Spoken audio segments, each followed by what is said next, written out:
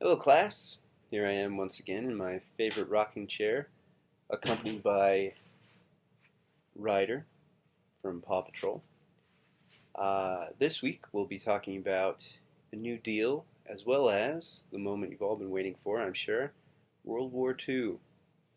So I hope you're ready. The New Deal, obviously, is a response to the 1920s.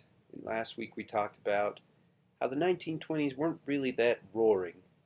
Sure, the economy was doing well. A lot of good things happened, like women getting the vote, an increase in women's rights generally.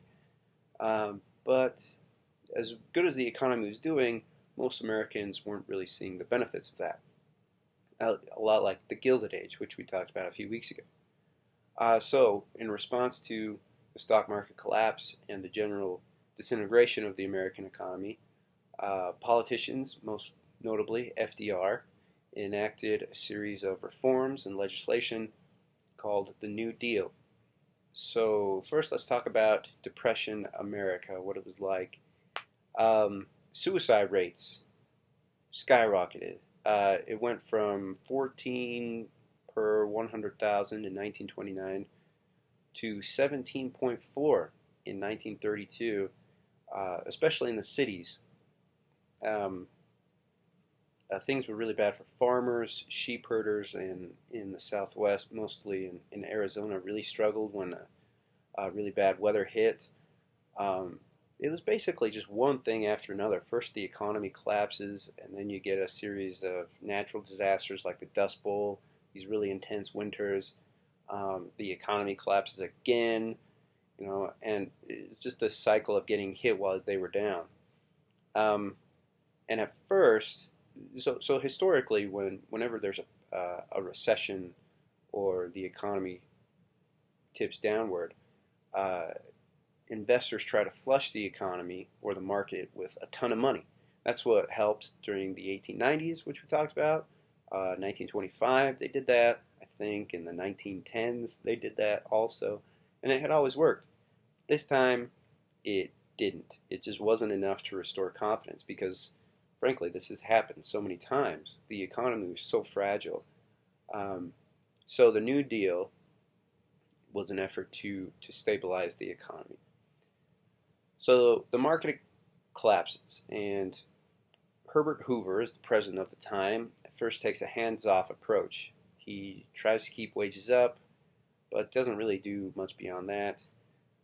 There's also a few minor acts of legislation. The biggest one is called the Smoot-Hawley tariff, which was a protectionist tariff, sort of an America first type policy, which actually just made things worse. And then along comes FDR, who's elected in 1932. Now, a lot of people agree, a lot of historians, I should say, again, historians are not people, agree that FDR was one of the top three most influential presidents of all time, definitely in the top five. And it's hard to talk about the New Deal and World War II without talking about FDR. Um, he was born in 1882 in New York State, very privileged background, traveled a lot, especially to Europe, went to all the private schools. His wife Eleanor, also from a privileged background, I think she was the niece of Teddy Roosevelt, which made her fifth cousin to FDR. And she was very important and accomplished in her own right, probably the most influential first lady in the history of the U.S. So FDR served a number of political positions. He was a senator, secretary of the Navy, governor of New York, but most notably, he was diagnosed with polio in the 1920s, and this would affect him for the rest of his life. Um, it was uh, it was kept from the public for the most part, but he was successful in showing sort of the air of confidence that it didn't bother him. Most, most Americans really didn't even know about it. And he was very, very popular. He was elected four times to the presidency. My grandpa used to tell me that his father had a portrait of FDR in their home, and it was like that all over the country. He was extremely popular, um, and most Americans trusted him a lot. So again, FDR comes along. He inherits sort of this disaster, especially among farmers. In 1929, farmers were making roughly $6 billion a year collectively, not individually. But by 1932, that had fallen down to $2 billion. So remember, things had been really bad for farmers in the 1920s, and now they were much, much worse. A few examples. Cimarron County in Oklahoma doubled their acreage between 1925 and 1930. The wheat harvest had yielded $1.2 million in 1931, but only 7,000 in 1933. Another example is North Dakota.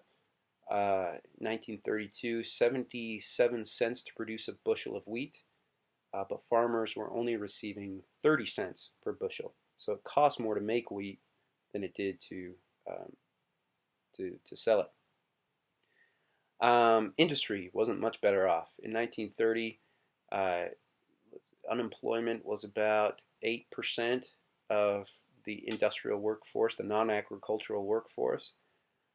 So which isn't too bad. But then by 1931, it was up to 15.9%. So the Depression affected the whole country, not just farmers, and it was there to stay. By 1933, official figures said that 1 in 4 were unemployed, but it was more like 1 in 3. Um, and no other industrial company or industrial country in the world experienced the Depression to this degree, as much long-term unemployment as the United States did. And like I said, 1 in 3 were jobless, but that doesn't capture the whole picture because between 1929 and 1932, workers lost 32% of their income. So not only were very few people working, they weren't making a lot of money. In fact, they were making less. Many were working on a temporary basis, and half of the employed population was employed half-time or part-time. You also had failing industries. Coal and textiles began struggling in the 1920s because of overproduction. And also you have the decline of railroads. Remember, we had talked about how important railroads were at the end of the 19th century and the beginning of the 20th. Well, now everybody's got cars, so railroads are becoming more and more obsolete. Speaking of cars, they were probably the biggest commodity of the 1920s. In 1921, Americans bought 1.5 million vehicles. And by 1929, they were buying 4.5 million. And 2/3 of Americans owned a car by the end of the decade. And employment in Michigan, where the Ford manufacturing plants were, quadrupled in 1929. Then suddenly car sales plummet. Just over 1 million new cars were sold in 1932. And in 1928, Ford was employing 120,000 workers, but only 37,000 in 1931. So that's the picture that FDR was seeing. So he comes along and he tries to enact a series of reforms, which were mostly experiments, um, experiments in economic policy and acronyms. Frankly, you had the WPA, the CCC, the FHA, the FERA or FERA, and of course the AAA. Sorry, too many A's. So there were a lot of different reforms meant to turn the economy around. But it became much more than that. It became sort of a civil movement as well. A lot of efforts to sort of increase equality across the board. So the New Deal was pretty ambitious, and it wasn't just one movement. It was sort of came in waves. So how effective was it? Pretty effective, but also not as effective as most people would like. What some of the problems that it encountered were very localized, locally based, and this is a term called localism, which was that traditionally, in the history of the United States, local authority was kind of sacred. Sure, you had the federal government, state government, but for the most part, local government was the most important. That's that was sort of the the the overwhelming theme of independence, right? Was to be able to control your own situation, and that could best be done on a local level. So localism became a stumbling block for the New Deal. You also had a decrease in donations because as the government tried putting out more uh, uh, relief, donations dried up from private corporations and organizations. Racism was also a problem because many of the New Deal reforms were meant or targeted for lower income people. A lot of those low income people were people of color. And so when you have federal agents dealing out relief, they're obviously going to be biased, at least the racist ones are going to be biased against people of color. FDR was also a bit of a contradiction. Just here, he he did not want to create a welfare state. So while he was creating all these relief programs, he was also adamant that people not come to depend on them. And this creates sort of this attitude across the nation that people uh, should only take relief if you absolutely have to, which isn't bad, right?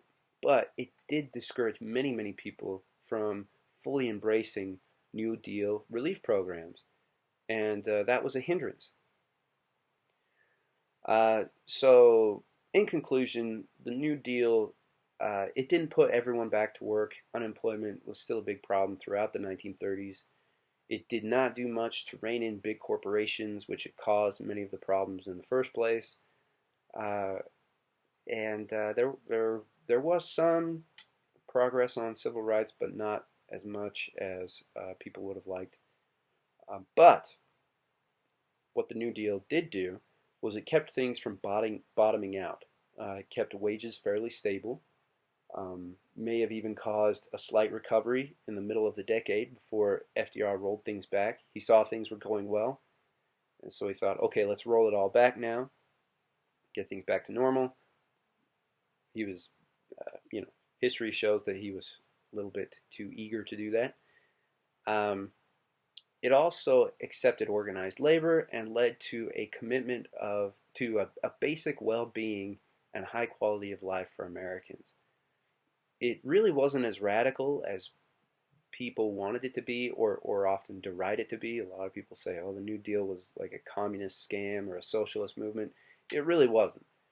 FDR was a staunch capitalist and tried to work hard with big businesses to get things back in order, but a lot of them didn't trust him, and and also he may have given them too much control, is what some people say. He put too much power into their hands, and they did not enact the reforms as he would have liked them to. Um, so yeah, FDR was a capitalist, but he also wanted to get people back to their farms. During the Depression, of course, farming became really ineffective, so farmers get off the land and try to find work elsewhere, which was a good thing because there simply was not enough land for all of the farmers. So FDR tries to bring farming back, and it really doesn't go well. So that's the New Deal. Enjoy.